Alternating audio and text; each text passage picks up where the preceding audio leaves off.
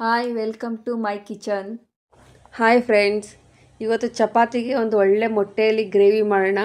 ತುಂಬ ಚೆನ್ನಾಗಿರುತ್ತೆ ಚಪಾತಿ ರೊಟ್ಟಿಗೆ. ಎಲ್ಲರೂ ಒಂದು ಸತಿ ಟ್ರೈ ಮಾಡಿ. ತುಂಬ ಚೆನ್ನಾಗಿ ಬಂದಿತ್ತು. ನಿಮ್ಮದು ಚೆನ್ನಾಗಿ ಬರುತ್ತೆ ಅನ್ಕೋತೀನಿ. ಹೇಗೆ ಬಂತು ಅಂತ ಕಮೆಂಟಲ್ಲಿ ಹೇಳೋದನ್ನ ಮರಿಬೇಡಿ.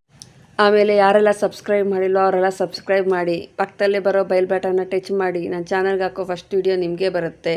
ಫ್ರೆಂಡ್ಸು ರಿಲೇಟಿವ್ಸ್ಗೆಲ್ಲ ಶೇರ್ ಮಾಡೋದು ಮರಿಬೇಡಿ. ಬಾಣಲಿಗೆ ನಾನು ಒಂದು ಸ್ಪೂನಷ್ಟು ಬೆಣ್ಣೆ ಹಾಕ್ಕೊಂಡು ಒಂದು 3 ಈರುಳ್ಳಿ ಕಟ್ ಮಾಡಿ ಅದರಲ್ಲಿ ಒಂದು ಸ್ವಲ್ಪ ಫ್ರೈ ಮಾಡ್ಕೊತಾಯಿನಿ. ಆಮೇಲೆ ಒಂದು 5ರಿಂದ 6 ಟೊಮೊಟೊ ಹಣ್ಣು ಎರಡೆರಡು ಹೋಳು ಮಾಡಿಬಿಟ್ಟು ಅದನ್ನೂ ಹಾಕ್ಕೊಳ್ತಾಯಿನಿ. ಒಂದು ಸ್ವಲ್ಪ ಬಾಡಬೇಕು. ಆಮೇಲೆ 2 ಗೆಡ್ಡೆಯಷ್ಟು ಬೆಳ್ಳುಳ್ಳಿ, ಆಮೇಲೆ ಒಂದು 10 ಗೋಡಂಬಿ ಹಾಕ್ಕೊಳ್ಳೋಣ. ಆಮೇಲೆ ನಾನು ಒಂದು 3 ಸ್ಪೂನಷ್ಟು ಹುರ್ಗಡ್ಲೆ ಹಾಕ್ಕೋತಾಯಿದ್ದೀನಿ, ಅದು ಗ್ರೇವಿ ಚೆನ್ನಾಗುತ್ತೆ ಅಂತ.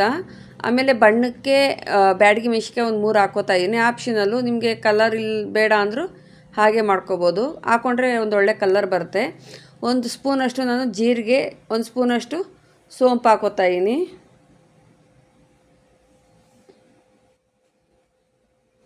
ಇದನ್ನೆಲ್ಲ ಒಂದು ತಟ್ಟೆಗೆ ಆರಿಕ್ಬಿಟ್ಟು ರುಬ್ಕೊಳ್ಳೋಣ.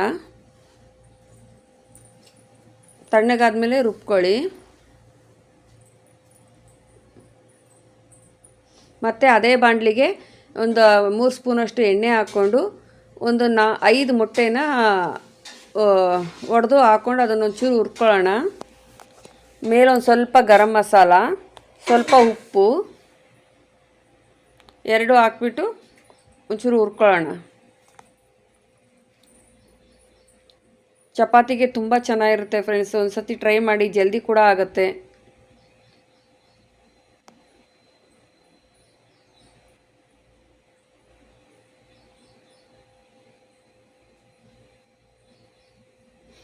ಸೊ ಇದೆಲ್ಲ ಹುರ್ಕೊಂಡಾಗಿದೆ.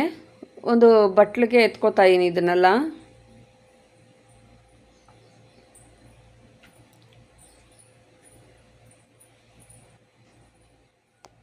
ಈಗ ಅದೇ ಬಾಣಲಿಗೆ ಮತ್ತೆ ಒಂದು 3 ಸ್ಪೂನಷ್ಟು ಎಣ್ಣೆ ಹಾಕ್ಕೊಂಡು ಒಂದೇ ಒಂದು ಈರುಳ್ಳಿನ ಕಟ್ ಮಾಡಿ ಹಾಕ್ಕೋತಾಯಿದ್ದೀನಿ.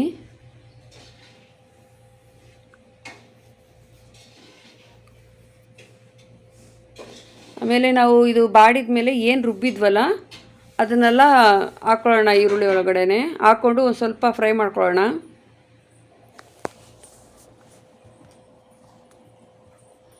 ಮತ್ತು ಆ ಜಾರನ್ನ ತೊಳೆದಿದ್ದ ನೀರನ್ನು ಕೂಡ ಹಾಕ್ಕೊಳ್ಳೋಣ. ಜಾಸ್ತಿ ನೀರು ಹಾಕ್ಕೋಬೇಡಿ. ಒಂದು 10 ನಿಮಿಷ ಪ್ಲೇಟ್ ಮುಚ್ಚಿಬಿಟ್ಟು ಬೇಯಿಸ್ಕೊಳ್ಳೋಣ. ಮಧ್ಯೆ ಮಧ್ಯೆ ತಿರುಗಿಸ್ಕೊತಾ ಇರಿ.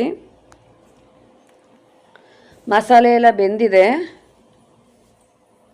ಈ ಟೈಮಲ್ಲಿ ರುಚಿಗೆ ಒಂದು ಸ್ವಲ್ಪ ಉಪ್ಪು, 3 ಸ್ಪೂನಷ್ಟು ಧನಿಯಾ, ಒಂದು ಅರ್ಧ ಸ್ಪೂನಷ್ಟು ಚಕ್ಕೆ, ಲವಂಗ, ಯಾಲಕ್ಕಿ ಇದು ಮಸಾಲ, ಆಮೇಲೆ 1 ಸ್ಪೂನಷ್ಟು ಗರಂ ಮಸಾಲ, ಒಂದು ಅರ್ಧ ಸ್ಪೂನಷ್ಟು ಅರಿಶಿನ, ಇದೆಲ್ಲ ಹಾಕ್ಕೊಂಡು ಚೆನ್ನಾಗಿ ತಿರುಗಿಸ್ಕೊಳ್ಳೋಣ.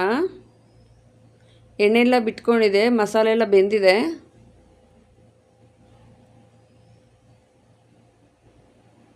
ಆಮೇಲೆ ಒಂದೂವರೆ ಸ್ಪೂನಷ್ಟು ನಾನು ಖಾರ ಪೌಡ್ರ್ ಹಾಕ್ಕೋತಾಯಿದ್ದೀನಿ.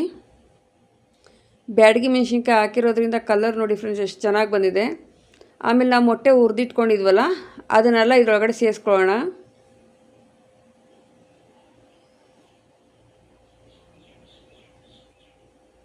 ಸ್ವಲ್ಪ ತಳ ಹಿಡಿಯುತ್ತೆ, ಉರಿ ಕಮ್ಮಿ ಇಟ್ಕೊಳ್ಳಿ ಗ್ಯಾಸಿಂದು.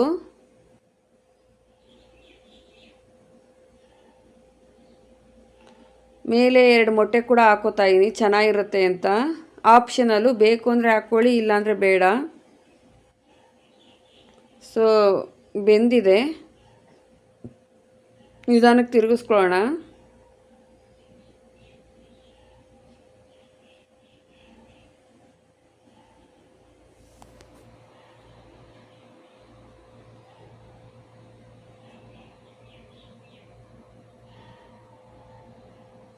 ಸೊ ಸೈಡಲ್ಲೆಲ್ಲ ಎಣ್ಣೆ ಬಿಟ್ಕೊಂಡಿದೆ, ಚೆನ್ನಾಗಿ ಬೆಂದಿದೆ.